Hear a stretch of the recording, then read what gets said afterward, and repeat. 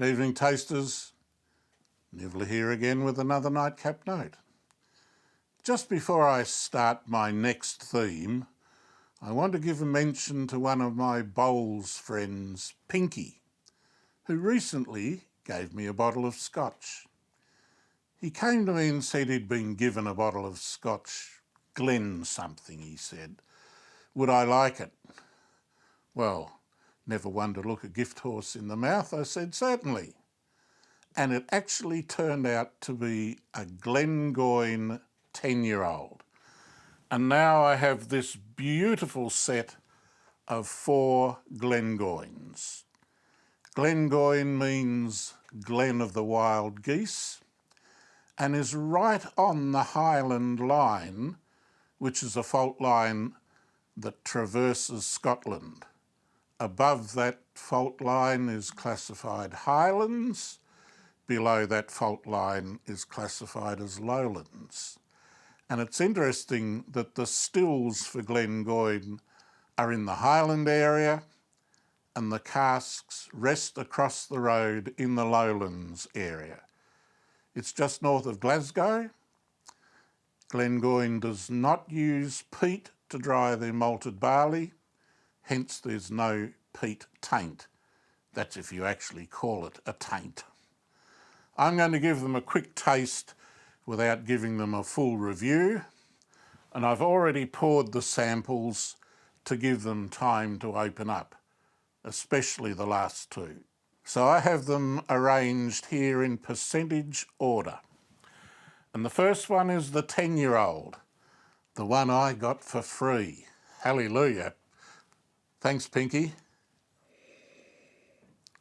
So this comes in at 40%. and is about $82. It's a very pale straw colour. It's got a lovely lifted herbal nose, and the bourbon vanilla that it's probably been stored in is quite clear.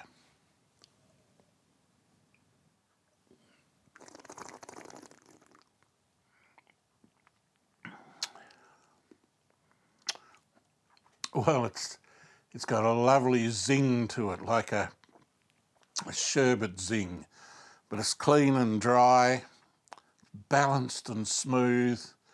The bourbon characters are certainly there, and it finishes long and elegant. It actually, I could describe it as Christmas cake in a glass. This is a beautifully manufactured whiskey. That's the 10-year-old, 40%. This one is the 12-year-old at 43% and costs in Australia here around $93. Well, this is much darker. It's a golden colour. Again, it's bright and clear. Looks great. And it's a different nose. It's got vanilla and fruit. It has spicy hints.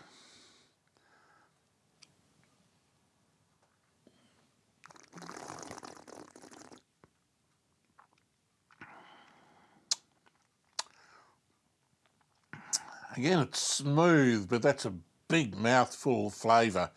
Vanilla and oak, and it's very warming. No burn, just warming. And it's got a lasting finish, slightly pleasant oiliness, and hints of coffee and cereal.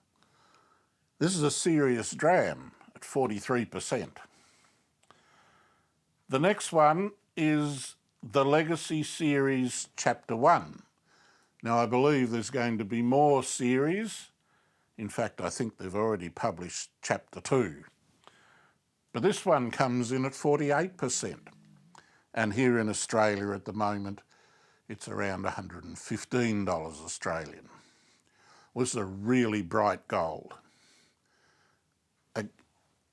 They've darkened considerably over the last 3.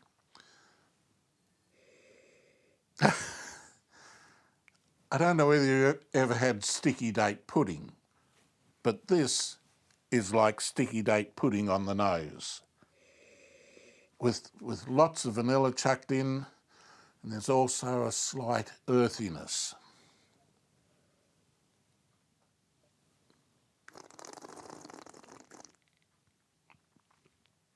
Oh, that's thick and mouth-filling. Actually, there's lots of sherry characters in there with vanilla and cinnamon. It's got a long finish, and there's dried fruits and cherries. I don't know what more I can say about this than yum yum. Really nice drop. And the last I have here is the Glengoyne Cask Strength. This is a frightening 58.9% alcohol. It says unchilled, filtered and cask strength. It's got a batch number here. This is batch 007, James Bond. It does say the amber hue is created by thyme and oak, nothing more. Virtually 59% alcohol. So again, the colour's really rich amber colour, and the legs are already gathering, the alcoholic legs around the glass.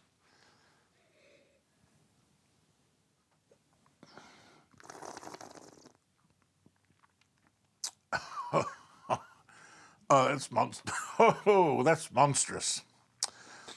On the nose, it really wakes up the nose hairs. I'm reminded of that quote I've done a few times from Monty Python, "Blessed are the big noses." It's almost numbing alcohol. It's certainly warming, but it doesn't burn.